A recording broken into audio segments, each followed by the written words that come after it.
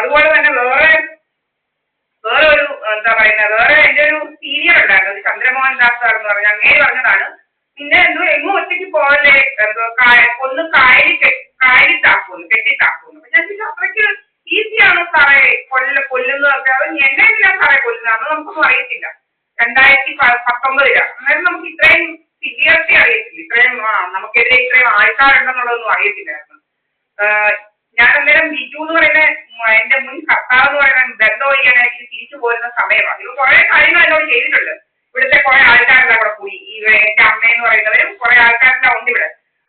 അവര് വന്ന് ഒരു ജോസ്കോ എന്ന് പറയുന്ന ഹോസ്പിറ്റലിൽ ഇരിക്കുക, എന്നിട്ട് ഇവൻ പറയുക നിന്റെ അമ്മയ്ക്ക് പ്രഷർ കൂടി അവിടെ അഡ്മിറ്റ് ആണ്, വരണം, എന്നെ എന്നിട്ട് കൊണ്ടുപോയിട്ട് അവിടെ ചെല്ലുമ്പം എന്റെ അമ്മയെന്ന് പറയുന്ന വ്യക്തി ഒരു കസേരയിൽ ഇങ്ങനെ ഫ്രണ്ടിൽ ഇരിപ്പുണ്ട്.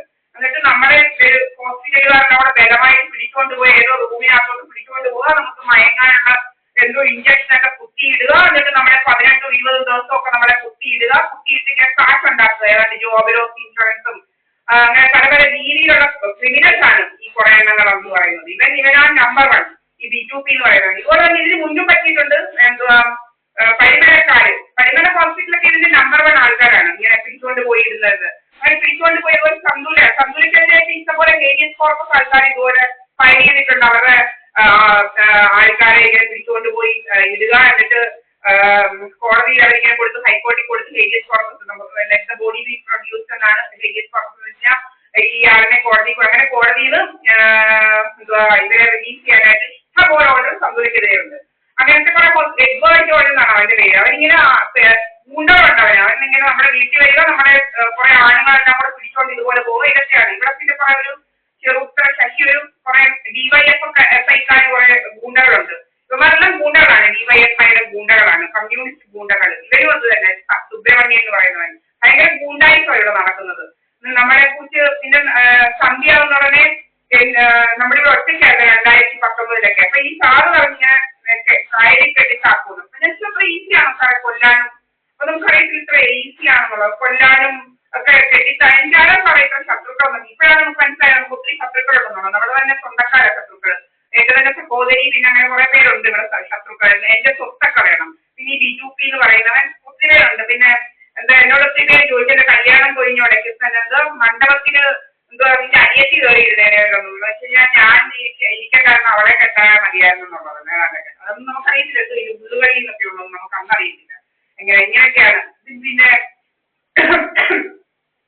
ഇങ്ങനെയൊക്കെ പിടിച്ചോണ്ട് പോവുക, നമ്മളെ പലയിടത്തുനിന്നും കിഡ്നാപ്പ് ചെയ്യാൻ ശ്രമിക്കുക. നമ്മളിങ്ങനെ ഇന്നലെ തന്നെ ബസ്സിൽ ഇങ്ങനെ യാത്ര ചെയ്യുമ്പോൾ നമുക്കിതുപോലെ നമ്മുടെ ചെസ്റ്റൊക്കെ ടൈറ്റാക്കി നമ്മുടെ ബോധം കെടുത്തിയിട്ട് ഇങ്ങനെയൊക്കെ പിടിച്ചുകൊണ്ട് പോകാനും ഒക്കെ ആയിട്ട് പല ശ്രമങ്ങൾ നടത്തുക. നമ്മളെപ്പോൾ പോയാലും ഇവന്മാരിങ്ങനെ ഫോളോ ചെയ്യും. നമുക്കറിയത്തില്ല, നമ്മുടെ ഫോണിനകത്ത് ഇവന്മാരൊന്നും ഇല്ല. എന്റെ ഫോണിനകത്ത് കറക്റ്റായിട്ട് ഞാൻ ഫേസ്ബുക്കിൽ ഇടാക്കുന്നുണ്ട്. നമ്മൾ ഇവന്മാരുമായിട്ടൊന്നും യാതൊരു കോണ്ടാക്റ്റും ഇല്ല എന്നുള്ളത്. ആരുമായിട്ടൊരു കോണ്ടാക്ട് ഇല്ല. നമുക്ക് ഇവന്മാരൊന്നും അറിയത്തേ ഇല്ല. ഇവന്മാരൊക്കെ ഇങ്ങനെ ഭയങ്കര കള്ളത്തരമായിട്ട് നടക്കുകയാണ്. ഇവന്മാര് നമ്മുടെ ഫോൺ ട്രോൺ ചെയ്ത് വെച്ചുകൊണ്ട് പല പല പരിപാടികളുണ്ട്. നമുക്കിതൊന്നും അറിയത്തില്ല. ഏതോ ഒരു ഫോണിൽ നിന്ന് നമ്മളാണ് ചാറ്റ് ചെയ്യുന്നതെന്ന് പറഞ്ഞുകൊണ്ട് ഇവന്മാർ ചാറ്റ് ചെയ്യുന്നുണ്ട്. ഇതിനെ കുറിച്ചൊന്നും നമുക്കറിയത്തില്ല. നമ്മുടെ ഫോണിനകത്തുള്ള ആരാണെന്ന് നമുക്കറിയാം. അല്ലാതെ ഇവന്മാര് നമ്മുടെ ഫോണിൽ നിന്നാണ് ഞാനാണ് ചാറ്റ് ചെയ്യുന്നതെന്ന് പറഞ്ഞുകൊണ്ട് എന്തോ കള്ളത്തരങ്ങളൊക്കെ ഒപ്പിക്കുന്നുണ്ട്. അതുപോലെ ഇവന്മാർ എന്റെ വൈഫൈ യൂസ് ചെയ്തുകൊണ്ട് പല പല കള്ളത്തരങ്ങൾ, എന്റെ ഈ തുമ്പി എന്ന് പറയുന്നവരുടെ ആ ഗുണ്ടയുടെ അവൾ കുറെ എണ്ണത്തിനെ ഇങ്ങനെ കയറ്റി വെക്കുക, ദിവസവും പണിക്കാരാണെന്ന് പറഞ്ഞുകൊണ്ട് വരിക, അവന്മാർ വരെ എവിടോട്ട് ഇരിക്കുക, അവന്മാർ വരുന്ന സമയത്ത് നമ്മുടെ ക്യാമറ ഓഫ് ചെയ്യുക, പക്ഷേ എഡിറ്റ് ചെയ്യാൻ വേണ്ടി അവന്മാർ ഇങ്ങോട്ടാവാം എന്ന് പറഞ്ഞുകൊണ്ട് എഡിറ്റ് ചെയ്യാൻ വേണ്ടി ഇങ്ങനെ നമ്മൾ കറക്റ്റായിട്ട് ഇന്ന് കണ്ടതാണ്. ഇന്നിങ്ങോട്ട് കറണ്ട് പോയി വൈഫൈ ഏതാണെന്ന് പറയുന്നതായിട്ട് ക്യാമറ നോക്കുമ്പോൾ ഗ്യാപ്പ് ഉണ്ട്. ഞാൻ ഫേസ്ബുക്കിനകത്ത് അപ്ലോഡ് ചെയ്തിട്ടുണ്ട്, സ്റ്റാറ്റസിനകത്ത് വാട്സ്ആപ്പ് സ്റ്റാറ്റസ് വെച്ചിട്ടുണ്ട്. ഇങ്ങനെ ഇടുക, ഇവന്മാർ ഇങ്ങനെ വരുന്നുണ്ട്, അങ്ങനെ അവളോട് ചേർന്നുകൊണ്ട് നമ്മുടെ ലൈറ്റും പോവും, ക്യാമറയും ഓഫ് ആക്കും ഇവന്മാര് എഡിറ്റ് ചെയ്യാൻ വേണ്ടിയിട്ട്. ഇങ്ങനെയൊക്കെയാണ് പരിപാടികൾ. ഇവിടെ വരുന്നതെന്ന് പറയുക. ഇപ്പൊ നമ്മുടെ ദേഹത്തോട്ട് ഇങ്ങനെ ഇതടിച്ചുകൊണ്ടിരിക്കുകയാണ് ലേസർ എല്ലാം കൂടെ.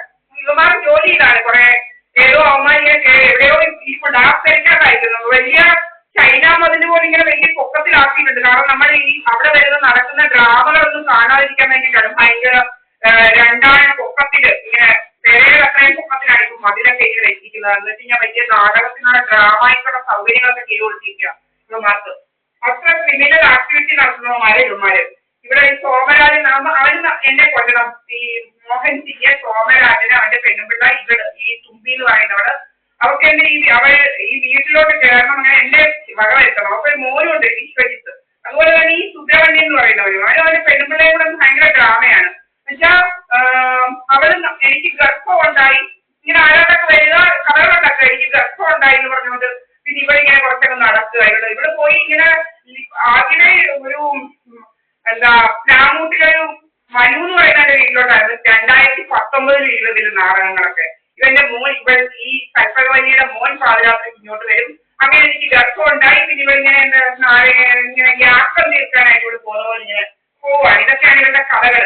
അതുപോലെ ഇപ്പൊ ഇവിടെ പോകുന്നത് അവിടോട്ടല്ല, ഇവരിപ്പൊ പോകുന്നത് ഈ സദാനന്ദ മന്ദിരത്തിലോട്ട് പോയാണ് ഈ ഡ്രാമകളൊക്കെ ഡ്രാമകളൊക്കെ. അതിനാണ് ഇവരോട് ഞാൻ കറക്റ്റായിട്ട് ചോദിക്കുന്നത്, നീ എന്തുവായി പെണ്ണുങ്ങളെ കുറിച്ച് കഥയുണ്ടാക്കുന്നവരെ അടി കൊടുക്കണം. ശരിക്കും പറഞ്ഞാൽ നിങ്ങൾ ആരാ നമ്മളെ കുറിച്ച് കഥയുണ്ടാക്കാൻ ചെറുപ്പറ്റി അറിഞ്ഞു പഠിക്കണം സത്യത്തില്. അതുപോലെ പിന്നെ ഇവിടെ നമ്മുടെ പുറകിൽ ഇങ്ങനെ ആളെ വെച്ചിരിക്കുക, നമ്മൾ എവിടെ പോയാലും ഫോളോ ചെയ്യുക, നമ്മുടെ വകവെത്താൻ നോക്കുക. ഇപ്പൊ നമ്മുടെ ഈ ഇവിടോട്ട് ഇങ്ങനെ അടിക്കുക കിഡ്നിയും നമ്മുടെ കാലും ഒക്കെ ശരിയാക്കാൻ വേണ്ടിയിട്ട് പല പല വേദനകളാണ്. പിന്നെ നമ്മുടെ വെള്ളത്തിനകത്ത് ഏതാണ്ടൊക്കെ കലക്കുക, മോട്ടർ തന്നെ ഓഫ് ആവുക. അതിങ്ങനെ എന്തോ ഇവന്മാര് റിമോട്ട് കൺട്രോളിലൊക്കെ എന്തൊക്കെയോ ചെയ്തു വെച്ചിട്ടുണ്ട് നമ്മുടെ മോട്ടറൊക്കെ ഓഫ് ആക്കാനും അതിനൊക്കെ ആയിട്ടുള്ളത്. അപ്പൊ അങ്ങനെ മോട്ടർ ഓഫ് ആക്കുക. നമുക്കറിയാലോ, കാരണം നമ്മുടെ AC ഓഫ് ആക്കുന്ന പോലെ ദൂരത്തിരുന്ന് AC ഓഫ് ആക്കാനും ഓൺ ആക്കാനും പറ്റുന്നത് പോലെയാണ് ഇവന്മാരെന്തോ ചെയ്തു വെച്ചിരിക്കുന്നത്. ഇതുപോലെ ഇതെല്ലാം നമ്മുടെ കറണ്ട് ഇതുപോലെ ഓഫ് ആക്കാനും ഓൺ ആക്കാനും ഒരു പ്രകാശൻ എന്ന് പറഞ്ഞൊരു അവനാണ് ഇവിടെ വരുന്നത് ഇലക്ട്രീഷ്യനായിട്ട്. അവൻ ഇവന്റെ വലിയ സൈഡാണ് ഈ സുബ്രഹ്മണ്യൻ എന്ന് പറയുന്നത്. അവന്റെ വീട്ടിൽ പോയി ഇങ്ങനെ ഭയങ്കര ഇതുപോലെ അവനും വന്ന് ഇങ്ങനെ കഥയുണ്ടാക്കുക. ഇങ്ങനെ ഇവിടോട്ട് കയറി അവൻ എന്തോ എന്നെ കാണാൻ വരുന്നപോലെ അവൻ വരുന്നത്. അത് ഇവിടെ പോയി ഇവനിവിടെ ഏതോ കണ്ടാലാണ് അവനിവിടെ ഇവനിവിടെ വന്ന് നമ്മൾ നല്ല ശരിയാക്കണമെങ്കിൽ അതിനാണ് വിളിക്കുന്നത്. അല്ലാതെ ഇവനെ വെച്ച് ഇവിടുത്തെ ഭാഷാ ഉദ്യോഗത്തിനൊന്നും അല്ല ഞാൻ വിളിക്കുന്നത്. അതായത് ഒരു തേർഡ് റേറ്റ് മാസ്റ്റർ ആക്ച്വലി. അവനൊരു തണ്ടാനാണ്. നമുക്ക് തണ്ടാനെയും കണ്ട കൊലേനെയും ഒന്നും ഇതാക്കേണ്ട കാര്യങ്ങളൊന്നും ഇല്ല. എന്റെ അച്ഛൻ തണ്ടാനും കൊലയൊന്നും അല്ല. നല്ല ഒന്നാന്തരം JC-ആയിട്ട് റിട്ടയർ ചെയ്ത് നല്ല ഒന്നാന്തരം ആളാണ്. അല്ലാതെ ഇങ്ങനെ കണ്ട ഈ ദേവീശ്വരന്റെ കൂടെ നടക്കുന്ന ആളുകളൊന്നും ആളൊന്നുമല്ല. കണ്ട തേർഡ് റേറ്റ് പ്രോസ്റ്റിറ്റ്യൂട്ട് ആക്ച്വലി. അതിന്റെ ആവശ്യം ഇവിടെ ഇല്ല. കണ്ട കൊലേനെയും പറയനെയും തണ്ടാനെയും ഒന്നും കയറ്റി വെക്കേണ്ട കാര്യങ്ങളൊന്നും ഇവിടെ ഇല്ല. ഉള്ള കാര്യം ഉള്ള പോലെ പറയും. പിന്നെ